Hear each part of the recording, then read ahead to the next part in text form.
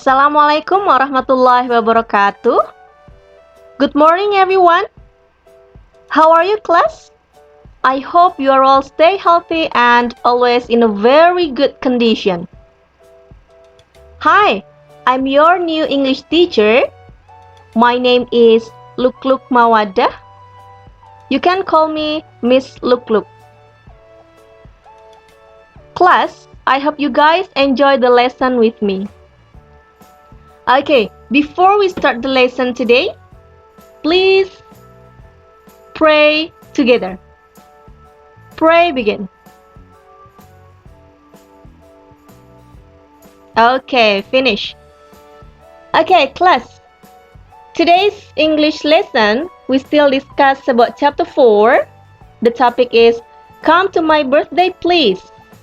Okay, just to remind you that last meeting, you have learned about chapter 4 and the material that you have learned last meeting is about invitation.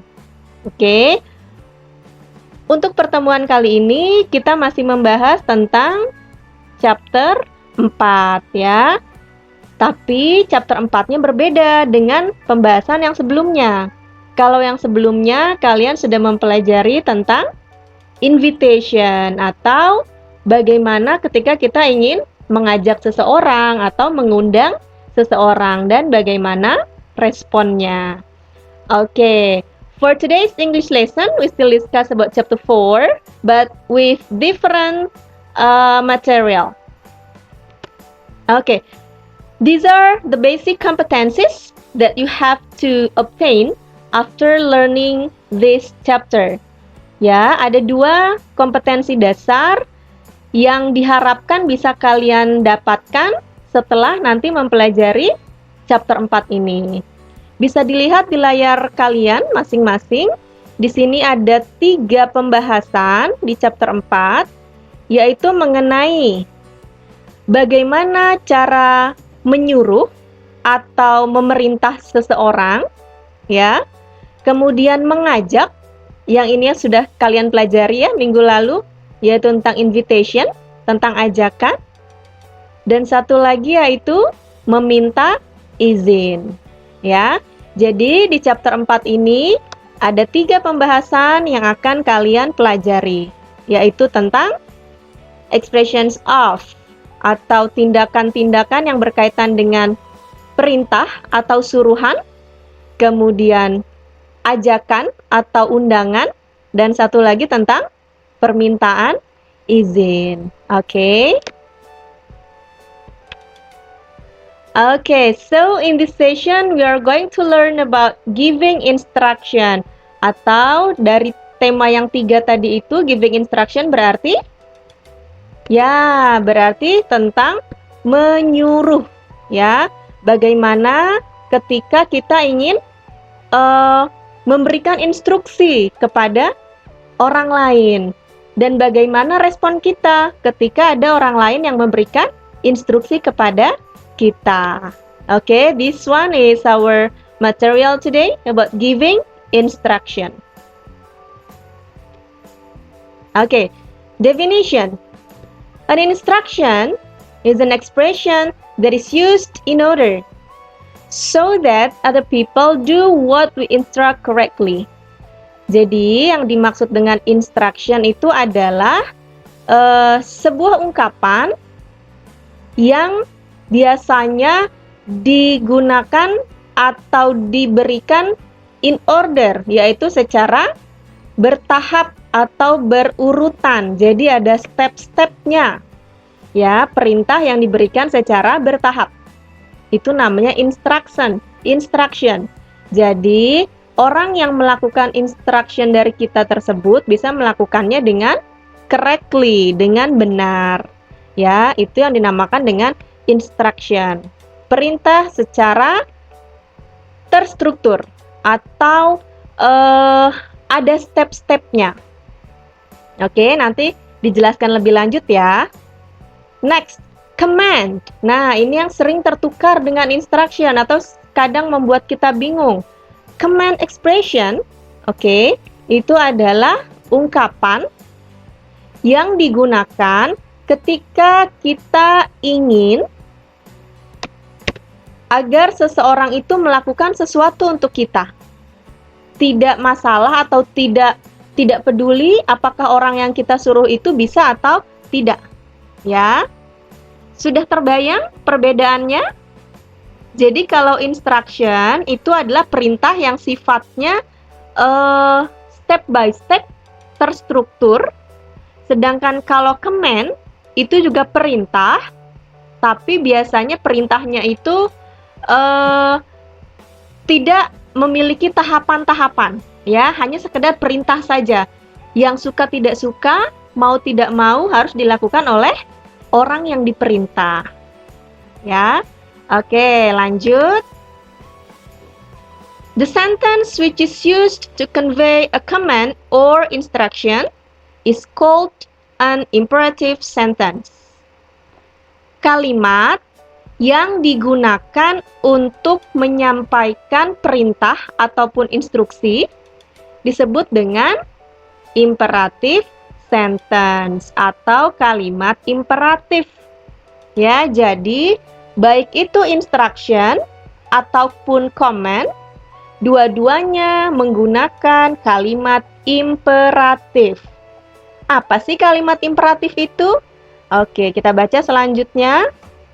Kalimat imperatif itu adalah kalimat yang subjeknya not actually stated. Yang subjeknya itu tidak disebutkan. Yang namanya subjek seperti apa? Ya, subjek itu ada I, you, they, we, he, she, it. Ya, itu namanya subjek. Nah, dalam kalimat imperatif, subjeknya itu tidak disebutkan.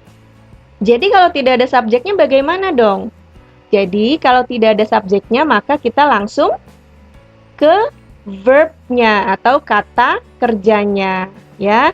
Jadi dalam kalimat imperatif yang kita gunakan adalah langsung kata kerja, tidak menggunakan subjek. Contoh, you open the door. You open the door. Subjeknya adalah you. Verbnya atau kata kerjanya adalah open. Nah, you open the door itu adalah bukan kalimat imperatif, tapi kalimat positif biasa, ya.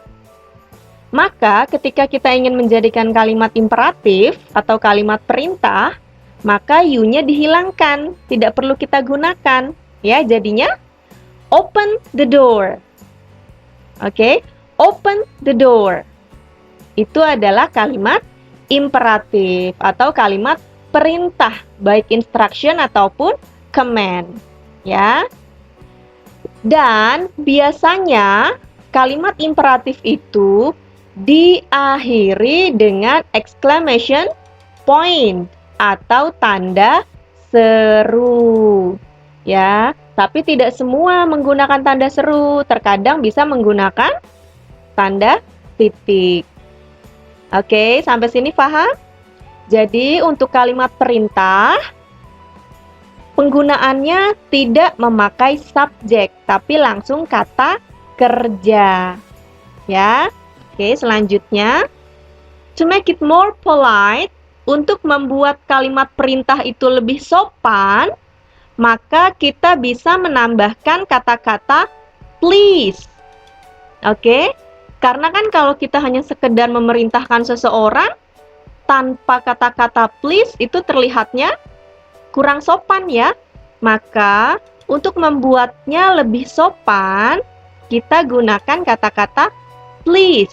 It can be added at the beginning or at the end of the sentence. Bisa ditambahkan kata-kata please ini baik di awal ataupun di akhir. Kalau di awal seperti apa misalnya? Please open the door. Oke. Kalau di akhir berarti open the door please. Ya, itu terlihat lebih sopan ketika kita memerintahkan seseorang dengan mengucapkan kata-kata please. Okay, now please take a look at these examples of giving instruction and command. Ya, silakan dilihat. Di sini ada contoh bagaimana ketika kita ingin menginstruksikan ataupun memerintahkan seseorang. Ya, ada dua kolom. Yang pertama kolom instruction dan satu lagi adalah kolom untuk command. Ya, biar kalian tahu bedanya apa sih? Sebenarnya dua-duanya sama ya, seperti yang tadi sudah saya jelaskan. Dua-duanya ini sama tentang perintah dan sama-sama menggunakan kalimat imperatif. Oke. Untuk yang instruction, situation, your phone screen is frozen. Your friend gives some instructions to help you. Oke, jadi kondisinya nih ceritanya, your phone screen is frozen. Maksudnya frozen? Ya, misalnya layar handphone kamu itu hang. Ya, kamu kebingungan nih, aduh layar handphoneku sedang hang nih, tidak bisa dipakai. Karena temanmu tahu kesulitanmu, maka temanmu memberikan beberapa instruksi. Ya, instruksi agar permasalahan yang sedang kamu hadapi itu bisa terselesaikan. Seperti apa instruksi dari temanmu itu? Make a forced shutdown of your phone and then turn it on again. Ya, ada dua instruksi atau ada dua aktivitas yang harus kamu lakukan ketika kondisi handphonemu hang. Ini menurut temanmu ya, misalnya make a forced shutdown of your phone. Itu artinya adalah matikan handphonemu, ya, matikan handphonemu secara paksa. Kan karena handphonenya hang berarti tidak bisa diutak-atik ya. Maka kata temanmu, instruksi yang pertama adalah matikan handphonemu, matikan paksa handphonemu. Oke? Yang kedua setelah dimatikan, turn it on again, nyalakan kembali handphonenya.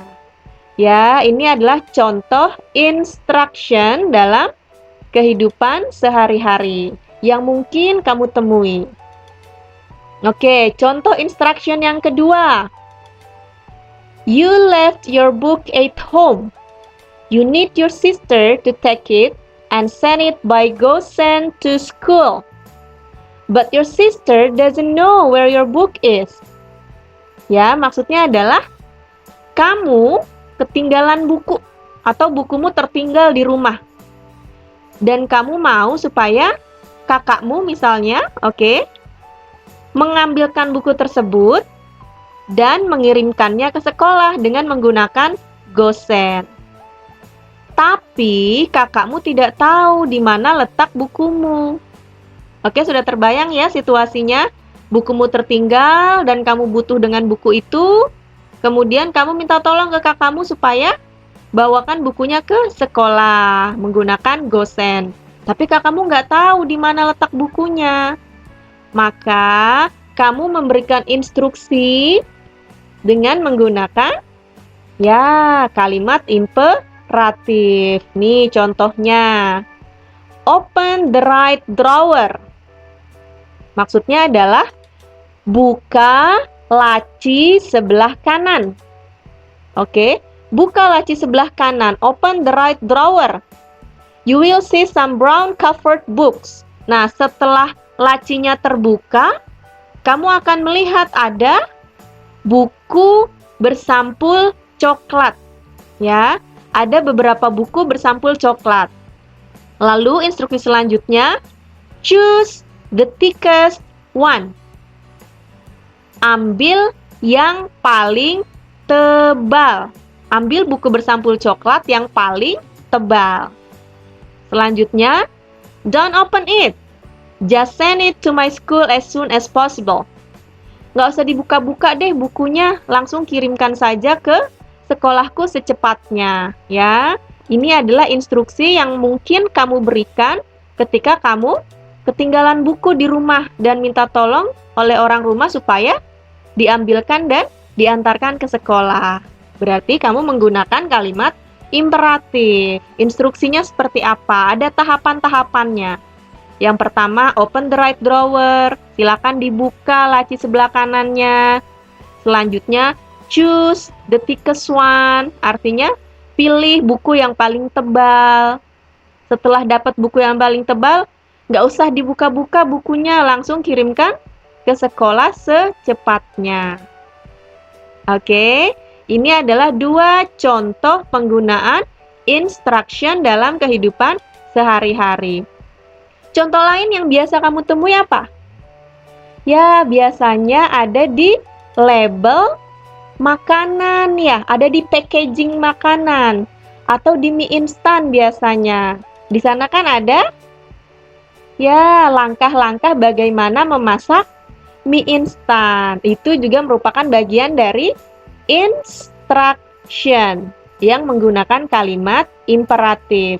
Nanti silakan kamu cek label mie instan mungkin yang ada di rumahmu.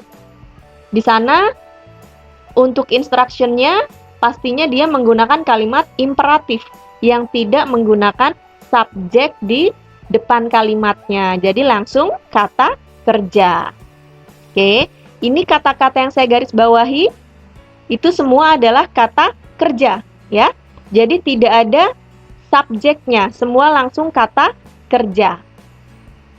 Oke, next. This is about command. Contoh-contoh dari command, ya, perintah yang merupakan command. Situation-nya, kondisinya seperti apa? Contoh, the room is so hot.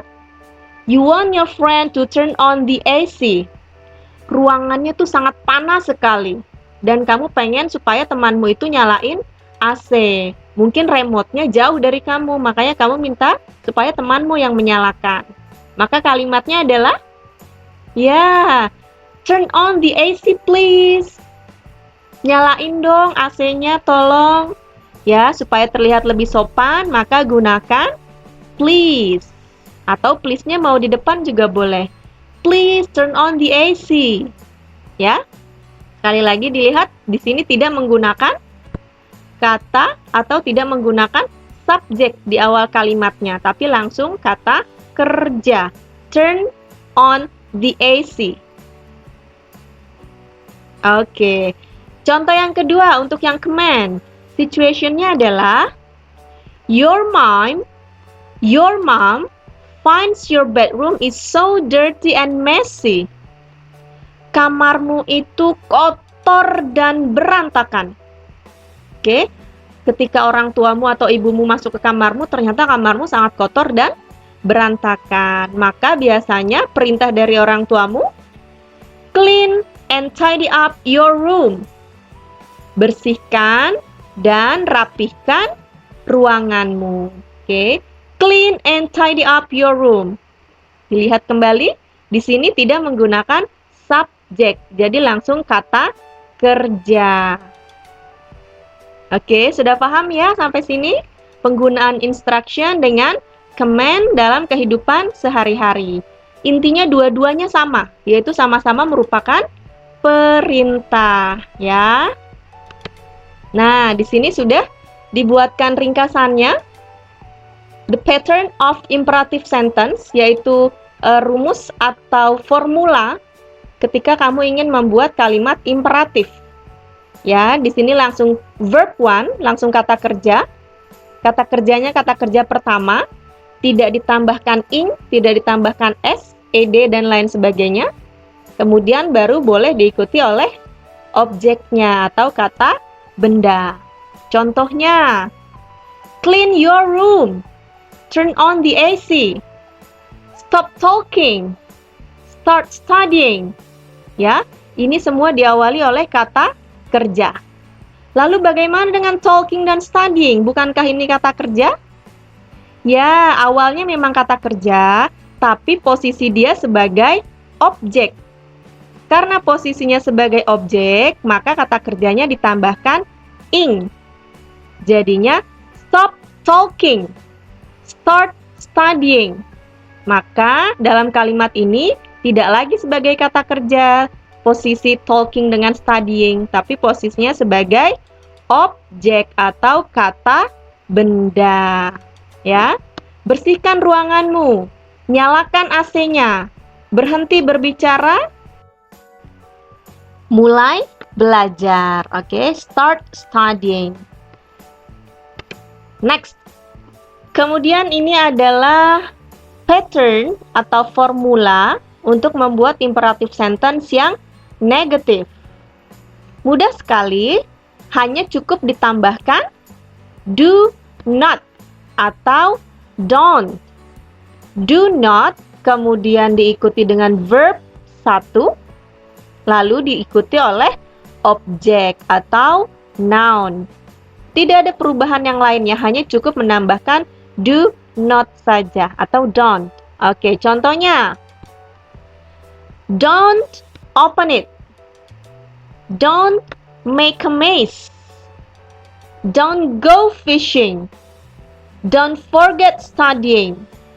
Ya, don't open it. Jangan dibuka atau jangan buka. Don't make a mess. Apa artinya? Jangan membuat berantakan atau jangan ngeberantakin. Don't go fishing. Jangan pergi memancing. Don't forget studying. Jangan lupa belajar. Ya, semua yang digarisbawahi ini merupakan kata kerja pertama. Open, make, go, forget. Nah, fishing dengan studying sama seperti yang tadi, ya. Sama seperti talking dengan studying. Dia awalnya kata kerja, memancing dan belajar. Tapi karena letaknya sebagai objek, maka ditambahkan akhiran ing. Oke, fishing, studying. Tapi tetap ya, kata kerja utamanya di sini tetap tidak boleh ditambahkan ing. Go, forget. Nah, kalau untuk yang selanjutnya sebagai objeknya baru boleh ditambahkan ing. Don't open it. Don't make a mess. Don't go fishing. Don't forget studying. Oke, silakan dilihat contohnya. Contoh percakapannya bisa dilihat juga ya di buku paket kalian. Udin, let's go out. Don't be lazy. Get up and have some exercise outside. Oke, let's go out. Ya, di sini merupakan kalimat ajakan, invitation. Oke, yang sudah kalian bahas dan pelajari ya di pertemuan sebelumnya. Let's go out, invitation. Nah, yang termasuk ke dalam instruction ataupun command itu adalah di kalimat selanjutnya. Don't be lazy. Jangan malas. Ini berarti kalimat negatif ya, instruction yang negatif. Jangan malas. Get up and have some exercise outside. Ayo dah, bangun yuk, bangkit dan kita melakukan latihan di luar. Jangan males deh, jangan mager ya. Ayo kita bergerak. Kemudian kata Udin, "Okay, wait. Let me put on my shoes." Ya. Bisa dilihat contohnya ya, yang satu di sini menggunakan don't sebagai yang negatif. Untuk selanjutnya dia yang imperatif positif. Oke, contoh satunya. Lina, it's break time. Stop working. Stop working. Nah, ini juga kalimat imperatif. Stop sebagai verb, working sebagai objeknya atau kata bendanya. Stop working. Let's go out for some fresh air. Nah, di sini dia juga menggunakan invitation, kalimat ajakan. Yuk, kita keluar yuk supaya menghirup udara segar. Okay, a little bit more. Just wait a minute, please. Nah, katanya Lina, oh iya oke, tapi tunggu sebentar ya. Just wait a minute, please. Di sini juga dia menggunakan imperatif sentence. Verbnya adalah wait. Oke. If there are some questions that you want to ask, and if there is something that you don't understand about this material, please feel free to chat me. Ya, silakan apabila ada hal-hal yang tidak dimengerti atau ada pertanyaan-pertanyaan yang ingin kalian diskusikan berkaitan dengan materi instruction, silakan boleh ditanyakan langsung, ya. Boleh diskusi di Google Classroom ataupun via chat pribadi. Oke? I think that's all for today, and I hope you guys stay healthy and see you next time. Assalamualaikum warahmatullahi wabarakatuh.